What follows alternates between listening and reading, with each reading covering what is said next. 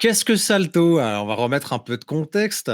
Donc, Salto, c'est la plateforme française de divertissement et tout le catalogue sur Salto, sur tous vos écrans, 3 utilisateurs simultanés. Voilà ce que Salto nous vend pour 7,99 € par mois et 69,90 € par an. Donc, ils ont une formule comme nous. Est-ce qu'ils nous ont copié? En tout cas, ils sont revenus sur leur formule d'avant. Bref, Salto, qu'est-ce que c'est? C'est un conglomérat des grosses chaînes de télévision françaises, donc à savoir TF1, M6 et France Télévisions, qui en fait se sont alliés pour monter une plateforme commune pour concurrencer Netflix, Amazon Prime et les autres grosses plateformes qui se sont lancées entre-temps dans notre pays. Donc du coup, on retrouve naturellement les films issus de ces chaînes de télévision, mais également des productions européennes et même américaines, finalement. Ouais, ça, et puis même de temps en temps des événements, ça c'est vrai ils ont pas mal fait avec la Harry Potter, là où ils ont réuni un peu tout le monde, ils ont acheté des droits quand même sur des gros trucs pour essayer d'attirer un peu l'attention. Aujourd'hui, Salto, c'est 900 000 abonnés. Je crois qu'ils annoncent 900 000 abonnés. Ouais, alors attention parce que j'ai trouvé des chiffres différents. Il n'y a pas un seul site qui sort des chiffres différents, qui sort les mêmes chiffres, pardon. Je sais pas, je suis tombé sur 700 000 il y a un an, ils étaient à 700 000 et là ils sont à 900 000. C'était les chiffres que j'avais trouvés. Après, bon, c'est des chiffres un peu. De toute façon, les chiffres du nombre d'abonnés, ça fait que de changer. Hein, on le sait très bien, on le voit de notre côté. Oui. Ça évolue constamment. C'est pas un chiffre exact. Mais en tout cas, voilà, il se rapproche doucement du million d'abonnés. Ce qui est pas dégueu, hein, si on parle purement en termes de nombre d'abonnés pour une plateforme qui est pas si vieille que ça. Et non, parce qu'elle s'est lancée en 2020. J'ai pas la date exacte. Je vais chercher ça. Je l'ai pas non plus. Mais oui, du coup, Salto, ça s'est lancé le 20 octobre 2020. Donc, on a fêté la deuxième bougie très récemment, quoi, il y a à peine plus de 3 semaines. Donc, ouais. Et donc, l'actualité du jour, c'est qu'a priori, aujourd'hui, il a dû y avoir une réunion des différents responsables de chaînes, c'est ce qui est annoncé, hein, pour parler de l'avenir de Salto, avec la possibilité de voir Salto disparaître, soi-disant avant la fin du mois. J'ai un peu l'impression que c'est du putaclic de la part des journalistes, parce que ça, d'ici la fin du mois, ça m'étonnerait quand même que d'ici 15 jours, les mecs décident de fermer comme ça du jour au lendemain. Mais ce serait fort. Mais ce serait une possibilité, a priori. Moi, je vois mal le truc se faire.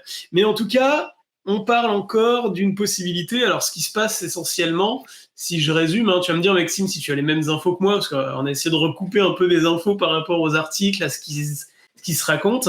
C'est que essentiellement TF1, mais aussi un petit peu M6, se dégage un petit peu de la plateforme. Dans l'idée, c'est que ça les intéresse de moins en moins et qu'ils veulent se concentrer sur une offre gratuite, sur la diffusion gratuite de leur contenu via de la publicité. C'est ce qui a été dit pour TF1 en tout cas. Après, alors aussi, je pense qu'il faut remettre un peu de contexte parce qu'en fait, ce qui s'est passé, c'est que l'année dernière, à peu près à la même période, la grosse actu, c'était la fusion de TF1 et des M6. Donc, en fait, TF1 qui rachetait M6. Et en fait, de cette fusion-là, il aurait découlé que France Télévisions aurait revendu ses parts à Salto au nouveau groupe TF1 M6. France Télévisions serait retiré de Salto et Salto aurait pris une autre direction. Sauf que l'autorité de la concurrence en a décidé autrement début d'année en disant non, désolé, TF1, M6, la fusion, c'est juste pas possible. Du coup, ça a capoté, tombé à l'eau, plaf. Seulement, France Télévisions, eux, ils avaient déjà acté que Salto, ça les intéressait plus, quoi. Et faut dire ce qui est vrai. Aujourd'hui, aujourd'hui, Salto, et même quand ça s'est lancé, c'était un peu ça. C'est finalement la télévision de rattrapage par abonnement. Je veux dire, tu payais pour voir à la rigueur en avance certains épisodes ou rattraper les épisodes que tu avais manqué à la télévision. Pour moi, Salto, c'est beaucoup ça. Il n'y a pas que ça, parce que ce serait réducteur, je pense, de tout mettre caché sous la télé de rediff. Mais les gens, à mon avis, se sont principalement abonnés pour ça au départ et éventuellement 2-3 choses à côté. Peut-être qu'il y a des gens qui sont abonnés pour Harry Potter, et à mon avis, pas tant que ça, et des gens qui sont abonnés pour James Bond. Et encore, à Oui, mon avis, exactement pas ce tant que que ça. j'allais dire. À mon avis. Du coup, France Télévisions, ils sont un peu mis en retrait du truc. Ils ont plus trop envie d'investir dedans. Le problème, c'est que France Télévisions a plus trop envie d'investir dedans, et les autres, ils ont plutôt envie de tirer la couette de leur côté.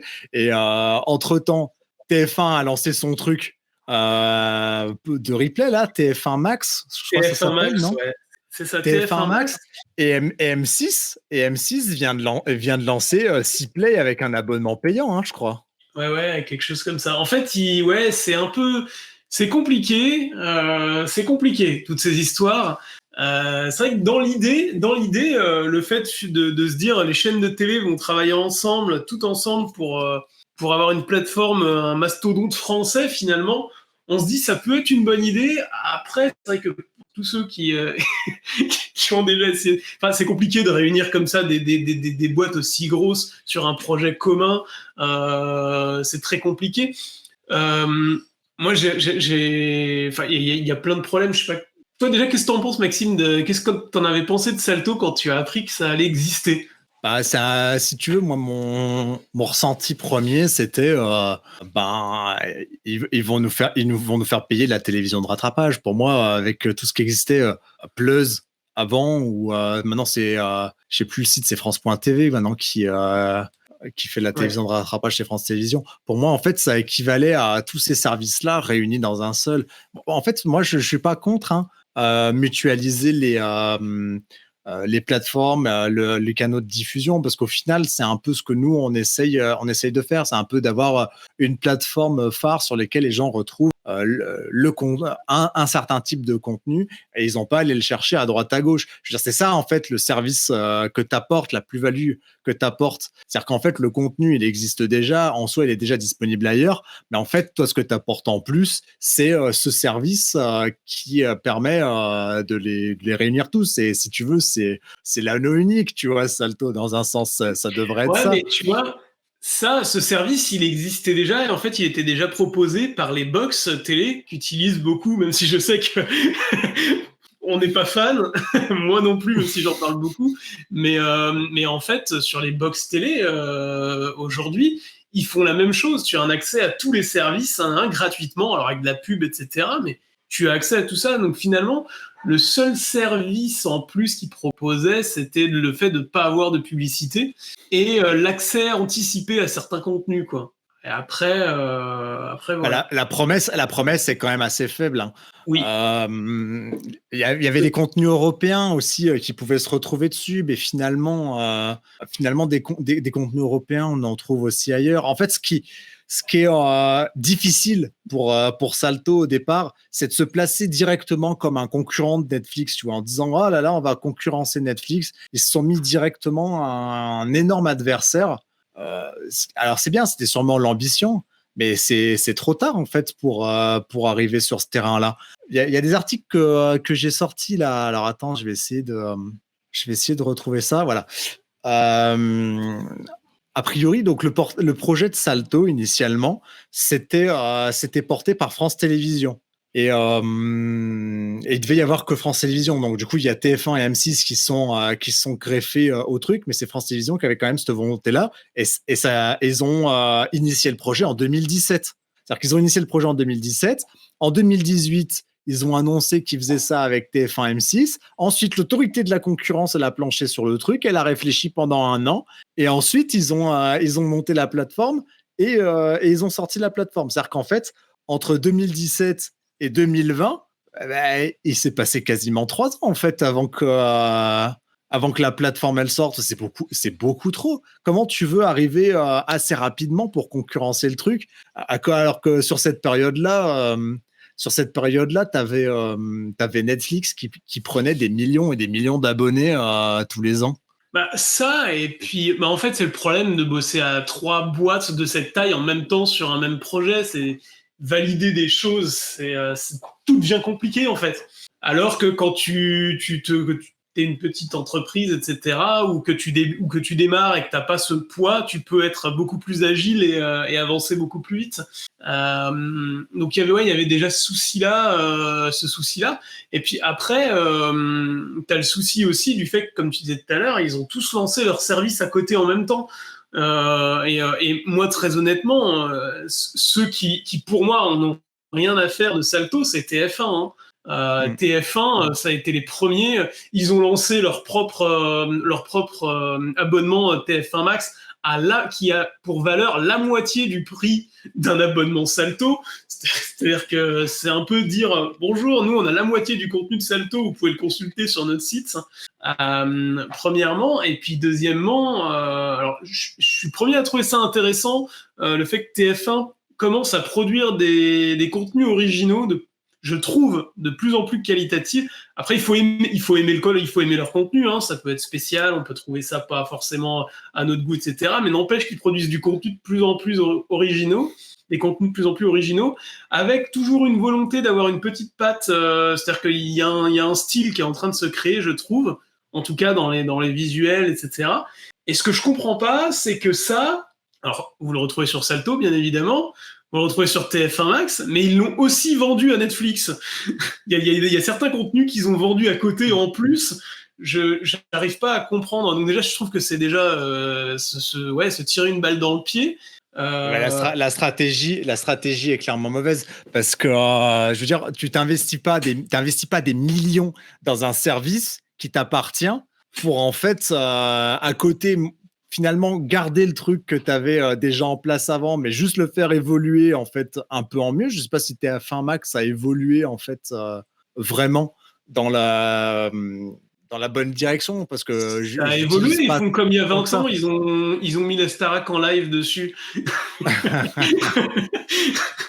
Et à côté de ça, effectivement, ils vendent ils mettent à dispo leur contenu sur Netflix. Donc en fait, quel intérêt en fait, il est où l'intérêt pour eux sur Salto et même pour leur propre plateforme, si c'est pour au final aller vendre leur contenu sur Netflix. Finalement, est-ce qu'on n'amorce pas un début de déclin des plateformes de streaming et Salto serait la première à tomber dans ce côté, on a voulu un peu détricoter un géant, c'est-à-dire qu'on avait quelqu'un qui faisait office de référence, qui est Netflix, qui en fait distribuait les contenus, diffusait des contenus de tout le monde. Et en fait, ils se sont tous dit, ah bah tiens, il y a de l'argent à se faire, on va prendre notre part du gâteau et on va faire notre truc dans notre coin. Et puis finalement, ça se termine. Ah bah finalement, quand il y a un gros qui est sur le machin, bah ça marche mieux. Bah oui.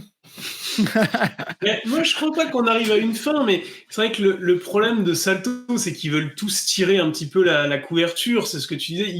Ils se sont mis d'accord pour créer un gros, parce que je pense qu'il y a aussi eu peut-être l'État ou un appel à projet de l'État ou un truc comme ça. Peut-être qu'il y avait des subventions à choper. Je sais pas. Là, c'est une info random. Mais peut-être qu'il y avait des appels à projet, des trucs pour monter une plateforme comme ça et qui se sont dit, bah tiens, si on s'y met à 3, il y a un projet et quelque chose à construire et on pourra peut-être concurrencer Netflix. Et puis en fait, comme beaucoup de projets où tu as plusieurs boîtes en même temps, bah, c'est chacun regarde un petit peu pour sa pomme sans forcément tout donner à la plateforme parce qu'ils ont quand même des bénéfices à faire à côté.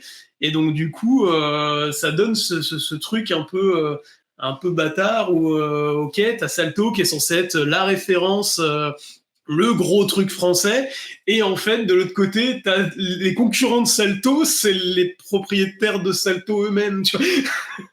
C'est Ben un oui, peu... mais c'est ça qui est débile. C'est qu'en fait, cette situation n'aurait jamais dû arriver. En fait, du moment où ils ont lancé Salto, du jour au lendemain, ils auraient dû dire aux gens, bah désolé, maintenant ça se passe sur Salto, ça se passe plus chez nous. En fait, ils auraient dû jouer le jeu. Mais non, en fait, ils se sont dit, ah ben non, au cas où, on va quand même garder notre truc. Et le problème, c'est en fait de pas y aller à fond dedans a en fait provoqué l'échec C'est de ça. Salto. C'est ça, et de toute façon, le Alors concurrent de attention, on en Netflix, parle comme s'ils avaient décidé qu'ils allaient le c'est fermer vrai. à la fin du mois. Mais à mon avis, c'est ce qui leur pend au nez parce que France Télévisions va se retirer, ils vont jamais vouloir racheter les parts les autres vu qu'on a vu que ça les intéressait pas. Bon, Mais en plus, le concurrent de Netflix, il existait déjà en France, hein. Je veux dire, Canal, ça fait des années qu'ils font de la VOD, hein. mm, C'est pas oui, nouveau, hein. Le concurrent de Netflix, c'est Canal, hein, très clairement, hein. Ils oui. ont compris comment faire de la VOD depuis bien longtemps, et comment faire des séries originales aussi, accessoirement. Mais du coup, moi, quand même, je trouve ça dommage de s'arrêter, si ça s'arrête, que ça s'arrête maintenant. C'est-à-dire que Salto, ils ont fait n'importe quoi. Enfin, ils ont fait n'importe quoi. C'est pas non plus catastrophique. En termes de communication, notamment, c'est le bordel. Je pense que le fait d'avoir 3 boîtes en même temps, ils peuvent pas se permettre tout ce qu'ils veulent en communication. Il n'y a pas de truc clair.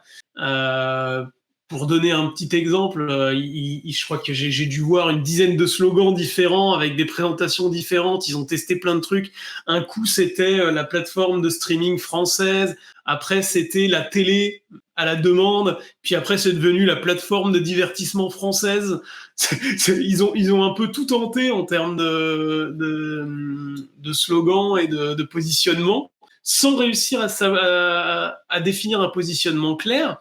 Aujourd'hui, j'ai été voir leur Twitter pour préparer un peu l'émission, regarder un peu comment ça se passait. Je suis tombé sur leur présentation sur Twitter. Pour moi, c'était juste catastrophique. C'est premier, 2000, je sais plus. J'ai fait une capture tout à l'heure, mais je l'ai plus sous les yeux. Hop, que je vous ressorte ça. Vous allez me dire ce que vous en pensez, toi aussi, Maxime. Mais c'est 1997 Netflix avec le drapeau américain, 2016 Prime Video, drapeau américain, 2019 Disney+, drapeau américain, 2020 Salto, drapeau français. Moi, quand je lis ça, 2021 sofa, drapeau français ou émoticône c'est ça. canapé? C'est ça. Moi, déjà, rien qu'en voyant cette première ligne, je me dis, OK, on est les derniers. Déjà, je comprends pas. Et la suite de la description, c'est bienvenue sur votre plateforme française, mais pas que. Et là, tu te dis, OK, c'est-à-dire ils assument même pas le fait de se dire, OK, on est une plateforme française. C'est-à-dire que elle est française, la plateforme. C'est une plateforme française, mais pas que. Si, elle est française, la plateforme. Ouais, mais parce qu'à mon avis, ce qu'ils entendent par là, c'est que les contenus qu'ils ont, ils sont pas que français. Je sais bien, mais si tu veux, c'est la communication qui est maladroite tout le temps. Mm. C'est voilà. Mais c'est vrai que moi, voilà, ça m'a beaucoup dérangé. Mais c'est vrai que je serais quand même déçu que ça ferme maintenant. Parce que, bah voilà, nous, on est dedans, on a créé une plateforme de streaming, ça fait 1 an qu'elle est lancée, on n'a pas le même échelon, les mêmes objectifs, les mêmes enjeux, mais une plateforme de streaming, il lui faut plus que 2 ans pour devenir rentable, pour être équilibré et se créer, même en termes de branding. Disney, Netflix, ils ont fait ce qu'il y a de mieux en termes de branding, mais ils existent depuis 1997, ce qu'on vient de dire. Donc, Disney, quand ils sont arrivés en France, je sais plus quand est-ce qu'ils sont arrivés en France, mais en 2010, non, un truc comme ça. oui, c'est ça, quelque chose comme ça. Attends, Ils existaient je vais déjà chercher. depuis. C'est voilà, Disney, c'est pareil, et tout le monde connaît Disney. 2014. Ouais, 2014, c'est-à-dire qu'en fait, pour 2014, arriver en France, ils ont mis 17 ans. c'est ça. Donc ils savaient déjà, voilà, ils avaient un plan très clair, ils avaient une marque qui était posée, ils avaient les reins solides. Là, on parle d'une plateforme qui existe depuis 2 ans. C'est normal que la marque, si tu veux, elle soit pas claire, qu'ils n'aient pas encore trouvé. Je trouve qu'il peut y avoir du potentiel, mais comme tu disais tout à l'heure, il faut qu'ils s'assument et Ouais. qu'ils y aillent à fond.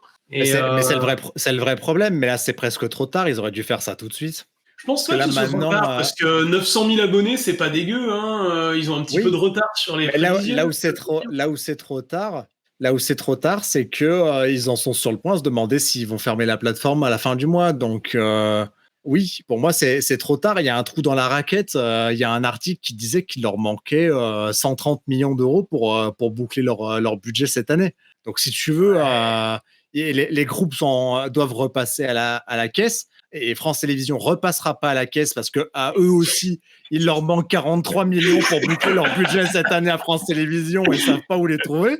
Donc, si tu veux, France Télévisions mettront pas d'argent dedans. Le seul moyen, c'est que ce soit TF1 et M6 qui mettent de l'argent dedans, mais ils mettront jamais d'argent dedans. M6, comme on vient de dire, vient de lancer vient de faire évoluer sa plateforme de télé à la demande avec un abonnement payant à 4 euros par mois. Et TF1 a déjà sa plateforme de replay payant. Je veux dire, en fait, ils ont aucun intérêt, ces gens-là, à aller continuer d'alimenter Salto. Non, mais je trouve que c'est quand même dommage de pas laisser sa chance sur le plus long terme. Si tu veux, 2 ans, tu peux. En fait, on pourra pas dire ouais, la plateforme elle a pas marché. Non, c'est juste qu'ils ont fait de la merde. Ils ont décidé d'arrêter avant la fin, si tu veux. C'est comme nous là, ça faisait 1 an qu'on avait lancé Sofa. Bon bah on n'a pas, on n'est pas riche, on arrête. Tu vois, ça a aucun sens de se lancer dans un projet comme ça et de dire au bout de 2 ans j'arrête. C'est juste parce que les personnes qui ont monté le projet n'arrivent pas à s'entendre et à monter quelque chose de cohérent, en fait. Alors peut-être que la situation aussi actuelle du monde, finalement, est un facteur aussi de tout ça. Hein. C'est-à-dire que tout le monde est en train de réduire un peu ses investissements, etc. Ça peut jouer dans tout ça, mais... Ouais, mais je sais pas si...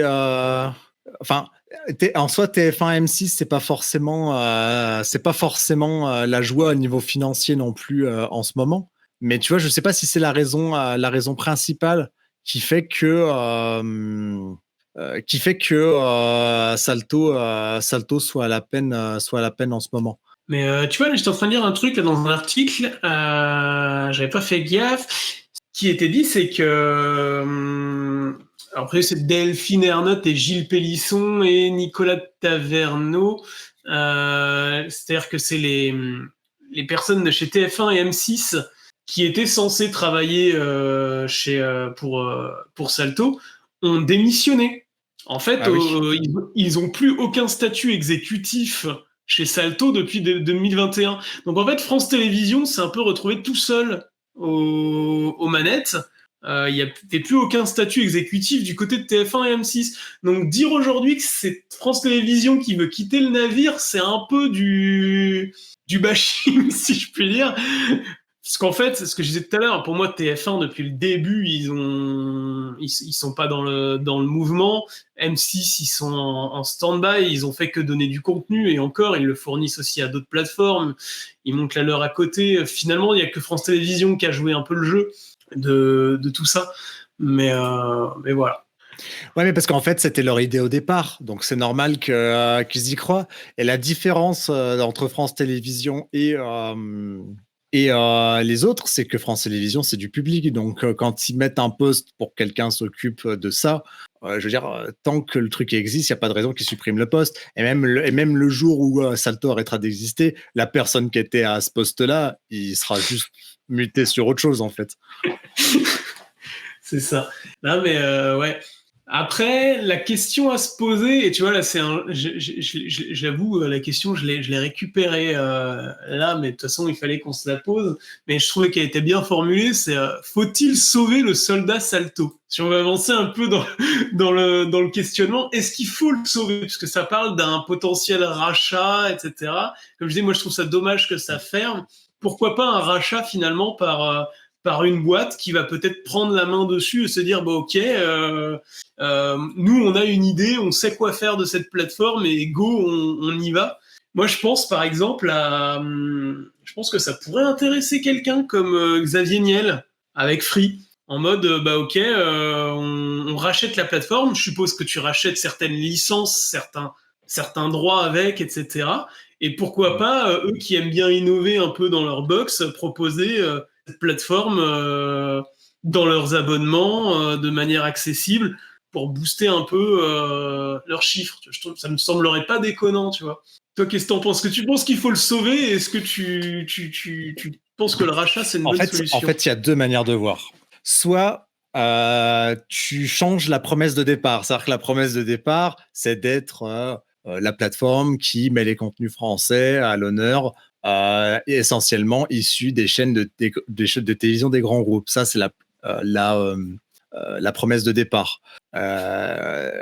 Si tu veux garder cette promesse-là, un rachat par un groupe extérieur, ça fonctionnera jamais. Parce qu'en fait, ça veut dire que tu vas devoir payer les licences aux chaînes de télévision si elles veulent bien te les donner.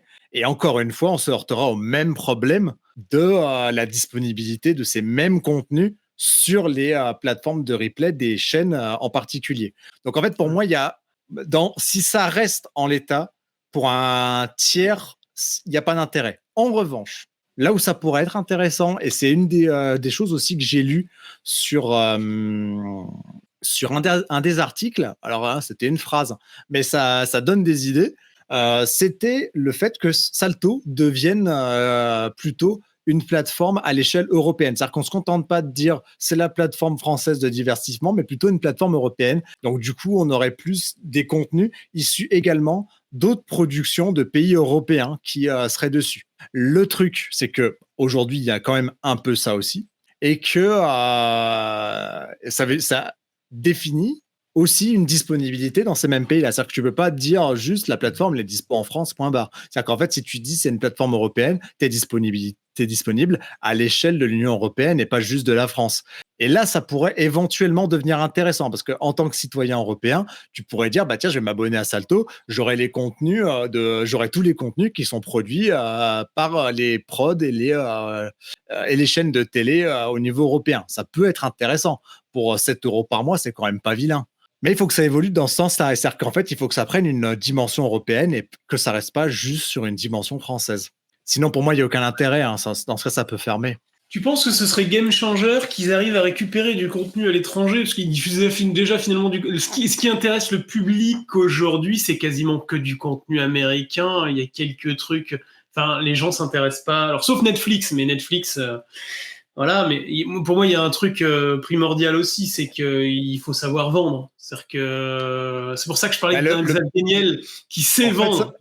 En fait, ce qui est intéressant avec la démarche de Netflix, c'est qu'ils produisent du contenu original dans les pays où ils diffusent.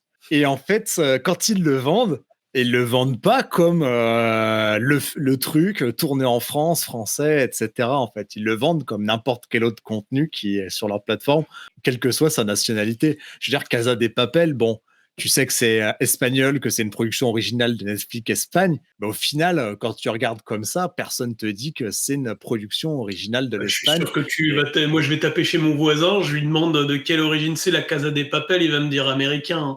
Mais c'est sûr. Mais parce qu'en fait, si tu veux, ils ont aussi un peu cette patte des productions de Netflix, c'est-à-dire qu'en fait, tu rentres un peu dans le moule de la typologie de la production, de la manière de raconter les histoires, de la manière de filmer, ce qui fait qu'au final, c'est totalement transparent en fait pour les gens. Ils s'en rendent pas compte de où est-ce que c'est filmé ou pas. Alors, ça lisse un peu la créativité, mine de rien, ce principe-là, mais c'est pas forcément le sujet du soir.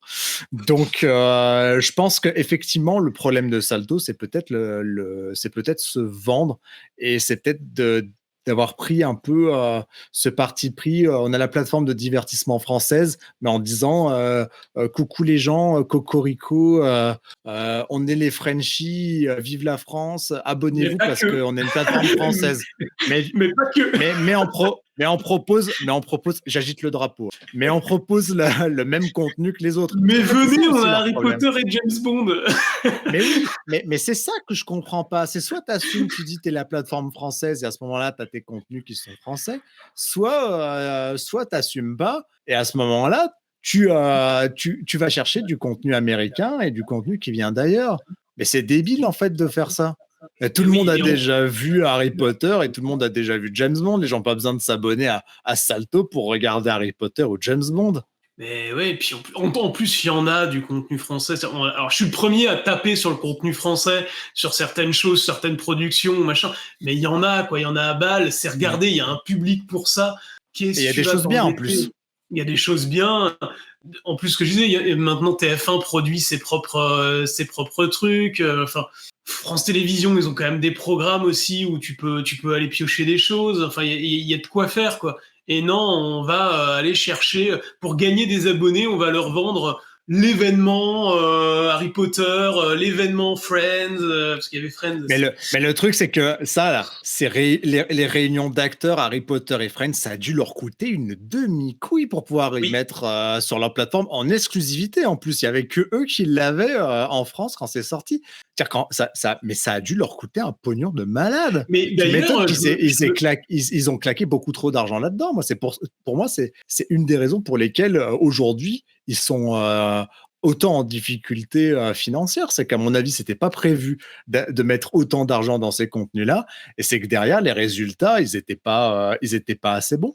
mais t'as vu, non, mais c'est surtout que je suis pas, au final, je sais pas si t'as vu ce qui s'est passé, mais de mémoire, hein, si je me trompe pas, par exemple pour Harry Potter, ça a d'abord été diffusé sur Salto, puis sur TF1 par la suite en rediffusion, Ah, gratuitement. Il me semble, hein, je suis pas sûr, mais il me semble que ça a été rediffusé par la suite, ce qui me fait dire quand même que c'est plutôt TF1 qui a déjà l'habitude de faire ce genre de truc, qui a été acheter l'événement, etc. Et puis peut-être qui a pioché dans les finances de Salto pour dire ah, vous en payez une partie, on paye l'autre. Enfin, voilà, je sais pas les magouilles qu'il y a eu, mais je pense que ça a dû être fait un peu comme ça. Et on est revenu sur un modèle de ouais, si vous voulez le regarder en avant-première, c'est Salto, et puis après, si vous voulez le voir. Autrement, bah, c'est la T, mais en fait, en France, on est habitué à attendre du contenu une semaine de plus parce que la France. Donc en fait, les gens, je suis pas sûr qu'il y ait eu beaucoup d'abonnés à Salto à ce moment-là, ou s'il y en a eu, ils se sont désabonnés par la suite, et voilà quoi. ouais, ils ont profité de leur mois gratuit. Ouais, je sais pas comment ils font pour fidéliser sur Salto, par exemple. J'en sais rien. J'ai jamais testé Salto. Je sais pas quoi Bah, ça ils doivent ressemble. miser sur les séries. Peut-être on dit ça, mais il y a forcément des gens qui regardent. Il y a des séries Ah, que mais les il y gens a regardent. forcément des gens qui regardent, c'est sûr. Mais le truc, c'est que si c'est des productions qui sortent aussi à la télévision, on va pas se leurrer. Les gens qui regardent la télévision, c'est un public qui est quand même relativement âgé. Quand je dis âgé, hein, c'est les actifs 40 et plus. Hein. C'est genre la génération après la nôtre. Parce que nous, on regarde plus vraiment la télé. En tout cas, la télé telle que la télévision de flux, en tout cas. Et du coup, ces gens-là, ils sont habitués à regarder la télé. Donc, en fait, tu peux pas les faire venir sur une plateforme de streaming parce qu'ils sont déjà habitués à regarder ta chaîne sur leur télévision tranquille en flux avec, avec un ou deux épisodes par semaine, blindés de pubs au milieu, etc. Ils y sont habitués. Donc, en fait, quelque part, Ah, je, juste passer de la pub, ça leur. Enfin, Je pense que tu sous-estimes. Il y a quand même aussi payé, tout le quoi. côté télé-réalité, les nouvelles séries, tu sais, DNA par exemple, Demain nous appartient, etc., qui sont quand même regardées par un public pas forcément très âgé. C'est assez grand public finalement. Et c'est un public qui est très fidèle. Et c'est un public qui peut être amené à rater un épisode parce que c'est quand même très régulier, etc., et qui peut être intéressé pour pouvoir les regarder à côté. Mais le problème, encore une fois, c'est qu'on a aussi les choses, on peut accéder à ça en replay avec de la pub ailleurs que sur Salto en plus. Donc, Mais et tu vois, gratuitement. mais tu vois, c'est intéressant qu'on fasse ce constat-là parce que c'est une des choses que je voulais sur lesquelles je voulais aussi qu'on amène le débat là quand j'ai appelé sur Instagram là, aux gens de venir hein, quand je leur ai dit Ouais. on va analyser en quoi ça nous touche avec Sofa, en quoi ça nous touche avec Sofa, c'est parce qu'en fait c'est justement ça en fait la clé qu'il ne faut pas faire. C'est soit vous jouez le jeu au complet avec la plateforme en disant bah voilà vous jouez la carte de l'abonnement, les gens vont s'abonner, vous regardez vos contenus, vous assumez jusqu'au bout, vous jouez le jeu jusqu'au bout le temps que ça prenne et que ça fonctionne. L'investissement que vous mettez maintenant vous le récupérez plus tard, c'est sûr. Si ça marche et que tout le monde joue le jeu, ça peut que marcher. Mais si vous faites à moitié comme le fait TF1, comme le fait M6, mais et comme le fait aussi France Télévisions de son côté, hein, parce que ils sont pas tout blancs. Hein. Les autres l'ont fait, ils se sont Ils dit ont bah, plus on va d'argent, faire donc pareil. bon, ils ont plus d'argent, ils vont pas forcer. Hein. Ah oui. Et du coup, en fait, vous dispersez les gens à droite à gauche, vous les laissez dans les habitudes, et nous, les habitudes, en tant que sofa, hein. Sur notre plateforme, les habitudes des gens, c'est d'aller mater des vidéos sur YouTube. Sauf qu'on veut juste parce qu'en fait, le problème de YouTube, c'est qu'aujourd'hui, c'est pas rémunérateur pour les créateurs. Donc en fait, il faut que les créateurs comprennent que YouTube, ce n'est pas bon pour eux et qu'il faut aller sur quelque chose qui amène de la valeur et donc amener le public vers de la valeur et faire prendre conscience au public que ces contenus-là ont de la valeur. Et c'est vrai que c'est difficile quand on est habitué depuis des dizaines et des dizaines d'années à regarder de la pub pour avoir du contenu gratuit, entre guillemets. C'est vrai que On c'est vous le même sert de la... problème, t'as raison. Hein. Ben oui, Le problème de la télévision et de Netflix et de YouTube, c'est le même en fait. C'est la publicité. Mais c'est vrai que le contenu américain qu'on va voir au ciné, etc., pourquoi on y met autant de valeur aussi? C'est parce qu'on paye pour aller le voir. Tu vas au ciné, tu vas voir un film, tu peux le voir que là-bas ou à la télévision, mais 3 ans après. Je dis 3 ans, mais je sais plus si c'est ça. C'est à peu près ça. Hein. Ouais, mais c'est vrai que tu payes ta place de ciné, tu vas le voir. Alors, il y a la qualité du contenu aussi, les moyens qu'ils y mettent, etc. C'est pas forcément les mêmes. Enfin, quoique des fois c'est les mêmes, mais on n'a pas le même résultat. Mais mais oui, c'est vrai que la liaison et la comparaison est bonne finalement. On a l'habitude d'aller consulter du contenu français gratuitement à la télévision. Pourquoi on irait le consulter pourquoi on irait payer pour l'avoir? Sauf pour enlever la publicité. Mais enlever la publicité, tu montes pas un mastodonte juste en disant je vends du contenu sans publicité. Ça marche pas. Ben non, c'est nul. Et en plus, si tu veux, là aujourd'hui, Netflix et Disney+, ils lancent des abonnements avec de la pub. Donc non seulement tu payes, mais en plus on te sert de la pub. C'est un peu double peine, tu vois. Ouais, après c'est pour toucher ça, ouais, c'est pour toucher un public moins aisé et élargir leur audience. Dans ce sens-là. Mais attends, Disney+, ils sont malins parce que l'abonnement avec de la publicité va être au même prix que leur abonnement actuel et ils vont augmenter le prix de leur abonnement pour enlever la pub. C'est des génies. Mais parce que Disney+, c'est pareil. Disney. En fait, ce qu'il faut bien comprendre, et ça va arriver aussi sur YouTube, l'évolution du marché de la VOD globale aujourd'hui, pas seulement de la SVOD, etc., mais même je compte YouTube, etc. dedans. Ce qui est en train de se passer aussi, c'est que il y a l'inflation, il y a tous les problèmes qu'on rencontre, etc. Il y a donc l'augmentation de l'électricité, des machins, des trucs. Il y a le fait aussi que les plateformes, elles existent depuis de plus en plus longtemps. C'est-à-dire que maintenant, elles prennent de l'âge, ces plateformes. Et en fait, on va arriver à un moment où on est passé d'un moment où il faut que ça marche, donc on fout tout gratuit, comme ça les gens ils l'utilisent à fond, et on s'en fout de combien ça nous coûte. Parce que de toute façon, au début, ça coûtait pas si cher, il n'y avait pas tant d'utilisateurs que ça, l'électricité, ça coûtait pas cher, il n'y avait pas de loi sur l'énergie, on s'en foutait un peu. Aujourd'hui, il y a des lois, l'énergie, ça coûte cher, on a des vidéos qui sont passées au début de YouTube, on diffusait en 360p, là. Aujourd'hui, on diffuse en 4K sur YouTube pour regarder sur mobile. Je pense que dès le début de YouTube, il y avait le 720p au moins. Non, mais j'abuse peut-être, je grossis un peu le trait, mais tu vois, même le 720p d'aujourd'hui et le 720p de l'époque, je suis pas sûr que ce soit le même, tu vois. En fait, on consomme en plus de plus en plus de contenu. C'est ça. Et donc, sauf que derrière, la valeur produite par la publicité n'a pas forcément augmenté, même si le volume de publicité... Ça coûte de l'argent, en fait, de diffuser en ligne des trucs. De diffuser des trucs, ça coûte de l'argent. Et donc, en fait, c'est ce que les gens ont tendance à oublier, c'est qu'en fait, ils sont habitués à y avoir accès gratuitement, mais sauf qu'en fait, ça coûte de l'argent à la plateforme. Il y a des gens qui payent. En fait, c'est jamais gratuit. Il y a toujours quelqu'un qui paye pour vous pouvoir y mettre. Sauf qu'à un moment donné, ces gens-là, ils vont plus vouloir payer pour vous. Il va falloir ça arrive, là, c'est le cas. Et ça arrive, mais ça pend au nez sur YouTube. Mais c'est là, YouTube, il y a pas si longtemps, il y a des déjà YouTube, ils ont sorti YouTube Premium déjà pour commencer à faire un peu la démarche. À côté de ça, ils ont commencé, ils ont testé des trucs. J'ai vu un article la semaine dernière. Ils ont testé de faire payer la diffusion en 4K. C'est-à-dire que pour regarder quelque chose en 4K sur YouTube, il faut payer. Ils l'ont testé dans sur certains utilisateurs. Et il y avait même la possibilité peut-être de le faire sur du 1080p. Donc en fait, ils testent des choses, mais ce qui est sûr, c'est qu'on va arriver vers des trucs payants. Là, ce qui se passe, c'est que la 4K, diffusée en 4K, la 4K, pour regarder de la 4K, il faut avoir la fibre.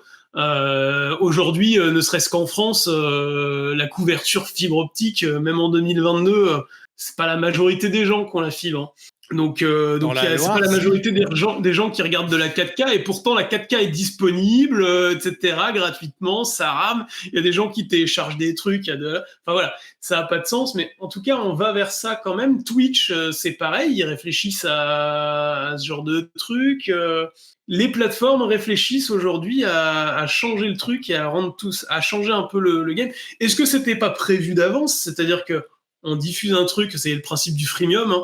T'envoies des trucs gratuitement, et puis après, une fois que les gens se sont habitués à l'utiliser, c'est bon, on peut passer en payant. Les gens, ils sont habitués, ils vont payer, quoi. Mais je sais pas si c'est si c'était prévu d'avance, parce que regarde là, par exemple, Twitter vient d'être acheté. Elon Musk, il parie pas sur la publicité, il parie plus sur des abonnements payants. En fait, j'ai l'impression qu'il y a un peu un revirement ou une prise de conscience que la publicité, ça rapporte pas tant que ça. Regarde Facebook. Les revenus publicitaires, ils sont dégringolés, ils sont obligés de licencier des milliers de personnes. Mais ça dégringole parce qu'Apple et Google ont dit stop à la récupération des données. Hein. Et voilà, mais donc en fait, il y a des grands acteurs comme ça. En fait, tout ça, c'est lié. En fait, il y a des grands acteurs qui décident de dire, bah voilà, il y en a marre qu'il y en ait d'autres qui se grattent sur les données que nous, on récupère pour eux. Du coup, on coupe ça sous couvert de défense de la vie privée. Hein. Google, ils en avaient rien à foutre. Oui, mais on prend 30% de chaque transaction faite par... C'est ça.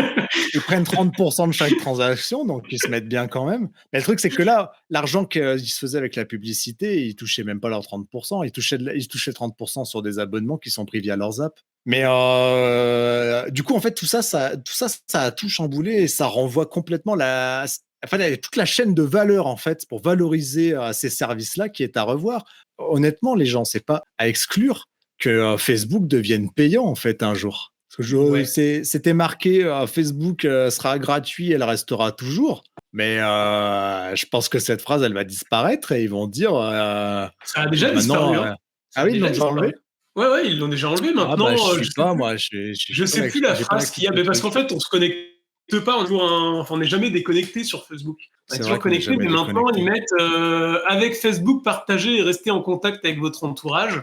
Et c'est marqué nulle part que ça reste gratuit. Donc, ça a disparu il y a quelques années déjà. Mais par contre, là où je voulais en venir, c'était YouTube, Facebook, ça, c'était les premiers. Ils n'avaient pas forcément idée de ce qui allait se passer. Par contre, tu me feras pas croire que Amazon et Disney, qui ont lancé leur plateforme ces dernières années, à des prix, mais c'était 3 fois moins cher que Netflix, à peu près. C'est pour récupérer des abonnés. Regarde Amazon Prime, ils ont augmenté leur tarif cette année. Amazon ils augmentent Prime. à peu près en même temps. C'était le plan. On lance un truc moins cher, on est moins cher que Netflix. C'était le seul moyen de concurrencer un peu Netflix au lancement, en plus du contenu. Ils matraquent, les abonnements sont moins chers, ils récupèrent des abonnés, ce qui fait que Netflix a chuté un peu. Et maintenant, ça y est, ils vont lancer le mode. Maintenant, il faut qu'on soit rentable et c'est parti, quoi. Et donc, ils augmentent leurs tarifs, ils sortent des nouveaux forfaits, etc. Parce que, mine de rien, Disney Plus est très intéressant aussi à ce niveau-là. C'est qu'ils se sont lancés, ça coûtait quoi, 7 € par mois, là, 6,90 €, ça s'est lancé.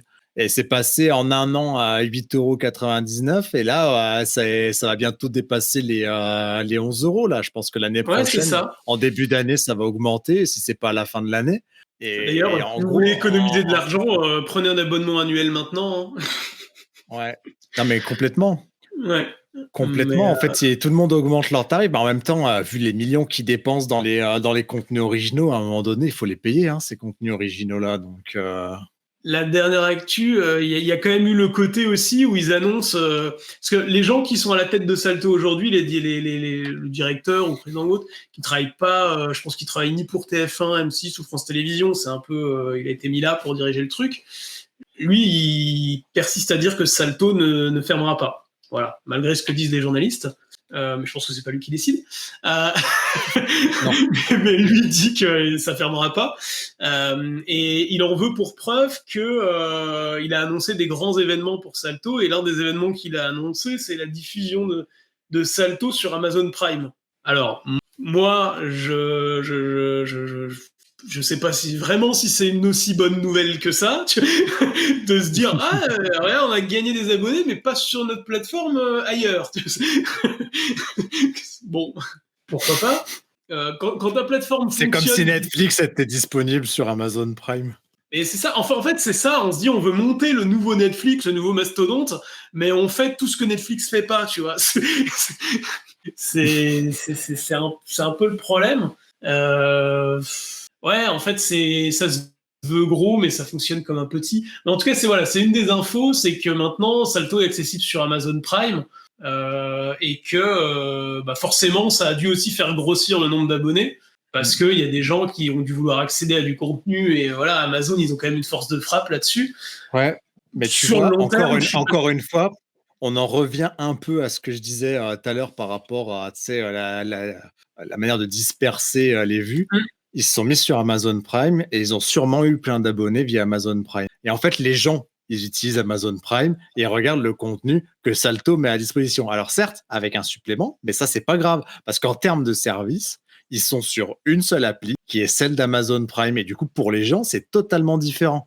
En fait, c'est ça qui est intéressant. C'est qu'en fait, tu gardes les gens dans un même truc, dans une même appli. Et en fait, ils ont à dispo du contenu de plusieurs personnes. Alors, tu as le contenu du service principal, mais tu as aussi les chaînes, les chaînes secondaires, entre guillemets. Et c'est ça, moi, que je trouve intéressant. Moi, tu vois, je sais pas, ça me choque pas, en fait, que Salto devienne disponible sur Amazon Prime, mais du coup, effectivement, ils se réduisent, en fait, en termes de taille et de contenu à quelque chose de relativement petit, alors qu'ils étaient censés être un gros concurrent, comme tu l'as dit. Ouais, c'est ça. En fait, tu te casses tout seul. Et puis, encore une fois, ils ont pas assez d'argent et ils vont filer une part de leur marge à Amazon. Tu vois, tu vois, c'est quand t'es en recherche de rentabilité, je suis pas sûr que ce soit la première chose à faire. Pour moi, d'abord, tu t'équilibres et après, tu vas chercher des abonnés complémentaires en fournissant ton contenu à d'autres personnes qui sont abonnées ailleurs. Tu vois. Mais Ouais, mais d'abord, tu cherches la rentabilité. c'est aussi un moyen, justement, de toucher de la rentabilité. Il faut juste plus d'abonnés. Ouais, mais du coup, il leur en faut plus que ce qui était prévu à la base. Mais imagine pour atteindre la rentabilité, il leur faut 1 million d'abonnés. S'il leur en manquait, il leur en manquait, disons, 400 000. S'ils vont chercher ces 400 000 là sur Amazon Prime, au lieu d'en falloir 400 000, il leur en faut 600 000, c'est tout. Ouais. Tu vois, il leur en faut Ouais, mais juste plus en termes de volume pour s'y retrouver. Ouais, mais parce qu'ils réfléchissent pas en gros, quoi. Qu'ils ont, en fait, encore une fois, quelle est la valeur ajoutée de Salto? Dans ces cas-là, TF1, M6 et France Télévisions, ils vont vendre leur contenu directement à Amazon et on n'en parle plus. Mais absolument. Et c'est ce qu'ils devraient faire. Ben oui, donc voilà, nous, ce débat-là, c'est quelque chose qu'on a en interne, hein, de savoir si on se rapproche d'Amazon Prime ou pas pour Sofa. On n'a pas le temps de s'en occuper. On n'a pas le temps de s'en occuper, c'est ça. Mais c'est quelque chose où on n'écarte pas la possibilité, mais on n'est pas trop sûr. Parce que c'est vrai que nous, par exemple, par rapport à Salto, on a une identité, on a une volonté de faire quelque chose, on a un projet, on a des fonctionnalités en plus, on a des choses qu'on veut proposer, et on les aurait pas via Amazon Prime. En fait, l'utilisateur perdrait ça. Donc, ce serait intéressant pour étendre notre audience à un public qu'on n'aurait pas touché. Mais par contre, on perdrait en expérience. À côté de ça, en perdant l'expérience, oui et non, parce qu'on gagnerait sûrement ailleurs, parce que l'appli Amazon Prime est dispo sur bien plus d'appareils que l'appli Sofa aujourd'hui, ce qui fait que ça rendrait la possibilité d'accessibilité de contenu sur beaucoup plus d'utilisateurs qu'aujourd'hui. Pour l'instant, Maxime, pour l'instant. Pour l'instant, mais en attendant, ce sera quand même vrai, même quand ce sera plus l'instant. Ouais, mais pour l'instant, c'est compliqué. Même techniquement, je pense qu'en termes il faudrait qu'on fasse un tri des contenus. Tout ne pourra pas être diffusé sur Amazon Prime en fonction des critères, etc. Ce serait un chantier assez compliqué pour ce que ça pourrait rapporter. Parce que Salto sur Amazon Prime, ça marche parce qu'ils ont des contenus connus. Même quand on prend un Outbuster, ça a fonctionné pour eux parce qu'ils ont certains contenus qui sont recherchés par les gens aussi. C'est-à-dire que ça marche. Tu veux dire que les gens recherchent pas nos contenus, Guillaume?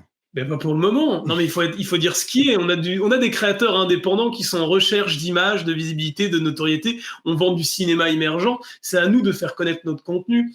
Et Et aux les gens créateurs viennent de chez faire nous. connaître aussi le leur, hein, faut qu'ils travaillent C'est aussi. ça. Non, mais c'est ça. Mais ce que je veux dire, c'est que les gens qui viennent sur Sofa, ils viennent pour découvrir des choses. Ils viennent pas parce qu'ils savent ce qu'ils veulent voir. Sur les autres plateformes, tu sais déjà ce que tu vas voir. Tu lances Netflix, tu sais quasiment toujours ce que tu vas regarder. Tu lances Salto, c'est pareil. T'as pris un abonnement Salto parce que tu voulais voir un truc et que tu vas te désabonner après. Tu vas sur Amazon, il y a comme sur YouTube, tu vas sur Amazon Prime, c'est comme sur Amazon ou sur YouTube. Tu as un moteur de recherche, tu cherches ton film parce que tu le connais, tu sais ce que tu vas regarder. Sur Sofa, tu viens parce que tu sais pas sur quoi tu vas tomber et tu vas trouver des trucs un peu originaux qui sortent de ce que tu peux avoir sur les autres plateformes. Généralement, c'est un peu comme ça que ça marche. Donc en fait, si nous on met notre contenu sur Amazon Prime, ben, en fait les gens, il y a très peu de chances on va certainement toucher les gens, hein, mais beaucoup moins que ce que ça peut l'être pour des gens qui vendent du contenu entre guillemets déjà connu, qui est recherché, qui a déjà une audience finalement. Non, je sais pas si Oui, tu es oui, d'accord oui, avec moi oui, ou ça pas, se tient. mais voilà. Ce qui veut pas dire qu'on débarquera pas sur Amazon Prime un jour ou l'autre, hein, mais Pas en parce qu'on a aussi 2022, la pas en volonté de. 2023. Non, ça c'est sûr. Enfin, c'est sûr, on sait jamais en vrai, hein. D'ici fin 2023, il peut se passer plein de choses. J'avoue, ça se trouve Noël 2023, Sofa sur Amazon. Allez. Allez. Et qu'est-ce que ça veut dire tout ça pour Sofa? Qu'est-ce qu'on en ressort, nous, pour Sofa? Est-ce qu'il y a des trucs à ressortir de tout ça?